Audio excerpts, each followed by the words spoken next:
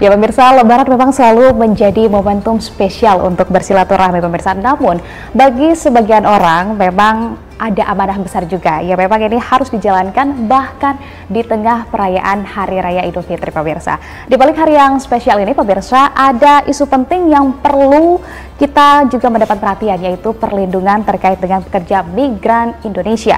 Bagaimana kemudian kebijakan dari pemerintah, kemudian juga setelah pencabutan dari moratorium PMI ke Saudi pemirsa. Apa kemudian tantangan terbesar dalam menghadapi mencegah keberangkatan prosedural ke Saudi? Kita akan tanyakan langsung kepada Menteri Perlindungan Pekerja Migran Indonesia Bapak Abdul Karding.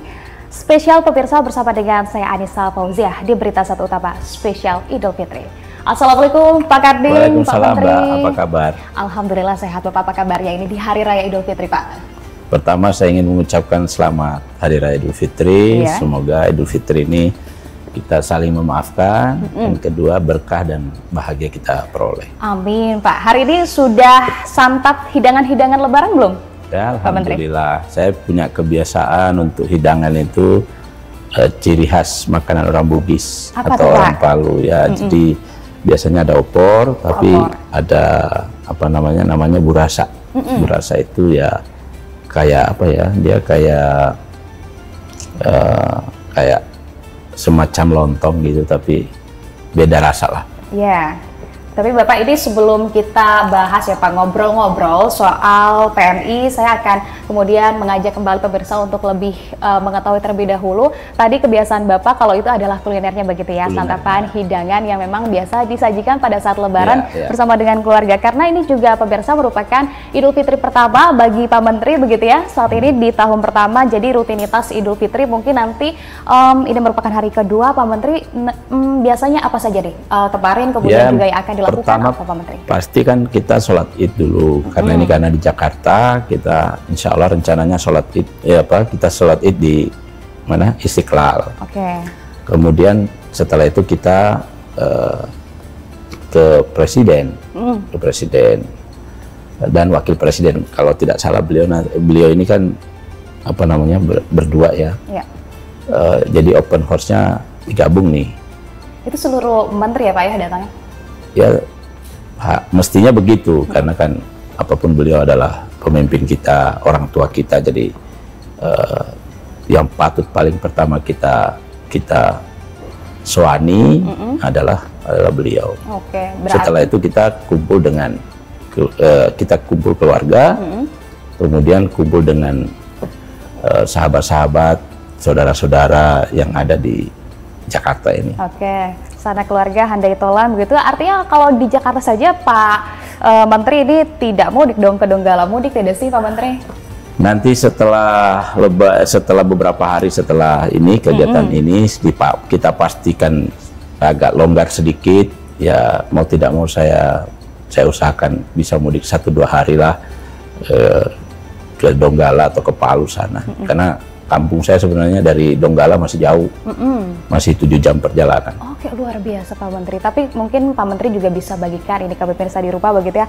Apa sih kemudian momen yang memang sangat melekat ketika di Hari Raya Idul Fitri pada saat mungkin masa-masa Pak Menteri kecil di Donggala? Waktu saya kecil itu paling hobi itu saya itu ikut itu tadi apa buat makanan-makanan itu ngikut. Itu kan kita modelnya kalau di kampung itu. Ya, ikut bantu. Ya, jadi misalnya buat namanya tumbuh-tumbuh itu kayak lontong yang bulat-bulat, dia untuk ditumbuk gini kan, dia dari ketan sama santan gitu ditumbuk, jadi dia bisa lama.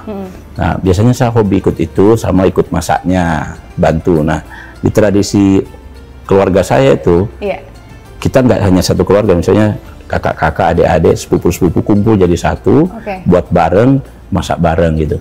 Nanti dibagi, setelah itu dibagi masing-masing, keluarganya si A, keluarganya si B, keluarga saya gitu. Oke, luar biasa. Ini terasa juga sih kebersamaannya begitu ya. Tapi memang tidak mudah begitu untuk kemudian Pak Menteri juga perlu melewatkan untuk di hari pertama, hari kedua Lebaran begitu ya. Mungkin hanya ketika hari ketiga dan seterusnya ini baru bisa pulang ke kampung halaman karena memang bertugas juga Pak Menteri.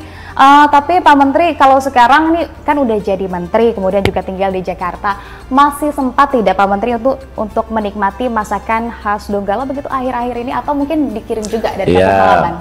Kalau sekarang ini kalau ada momentum-momentum, kita di sini ini ada kerukunan keluarga Sulawesi Tengah, diaspora Sulawesi Tengah. Nah, biasanya kalau kita kumpul, biasanya kita prioritaskan masakan-masakan khas daerah. Ada juga KKSS. Jadi saya ini dua kan, Palu dan Sulsel ya. Suku saya Bugis, lahir saya Palu. Nah, jadi Palu ya, orang Bugis juga sering ada soto Makassar, ada kondro, ada apa semua. Jadi kita kumpul dengan KKSS, biasanya kita makan gitu. Jadi kalau misalkan dikasih pilihan soto Makassar atau opor sayur, Kaledo juga ya? Iya. Dua-duanya? Dua-duanya nggak boleh dipilih itu. Itu makanan wajib dicicip kayaknya? Dua-duanya. Ya, nanti kalau ke rumah saya misalnya open house itu, pasti saya siapkan. Apa tuh yang wajib tuh, Pak Menteri? Kaledo atau soto Makassar pasti ada tuh. Oke, itu makanan yang menjadi mandatori di rumah Pak Menteri pada saat Lebaran begitu, itu spesial.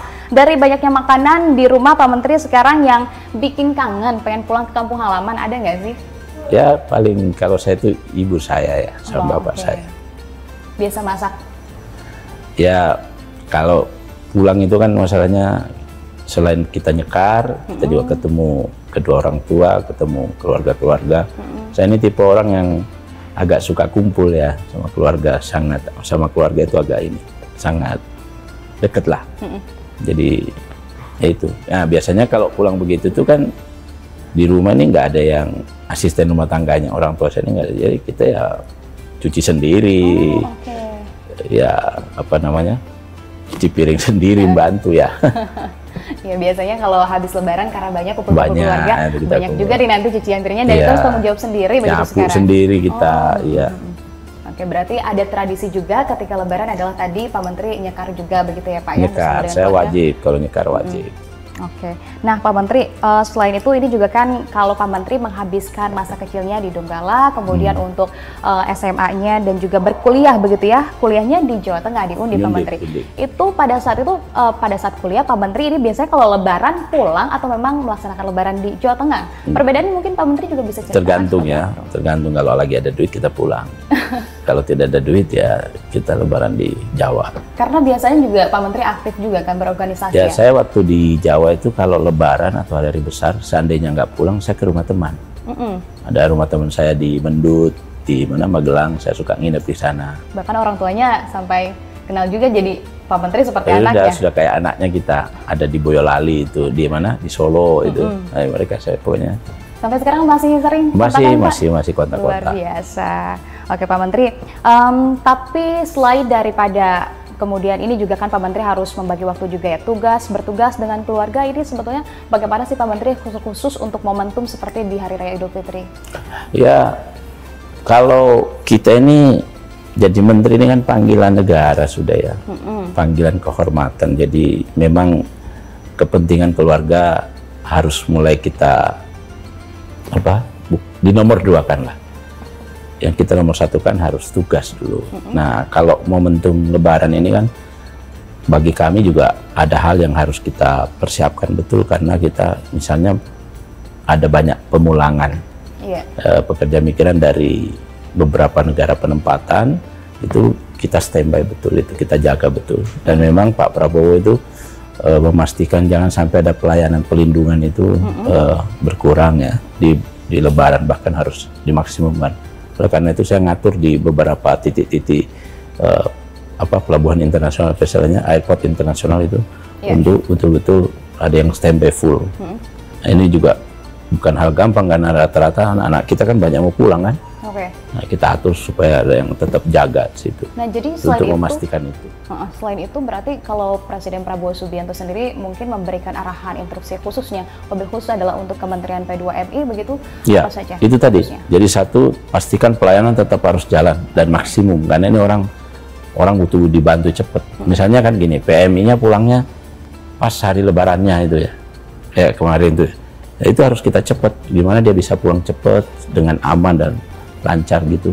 Yang kedua memang dalam arahan Pak Presiden kemarin memang supaya kita ini kementerian membangun narasi yang bagus.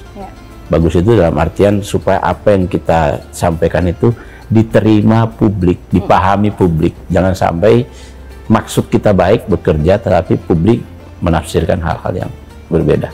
Oke, merepresentasikannya lagi lain begitu ya Pak Menteri. Nah, Pak Menteri, karena usai momentum dari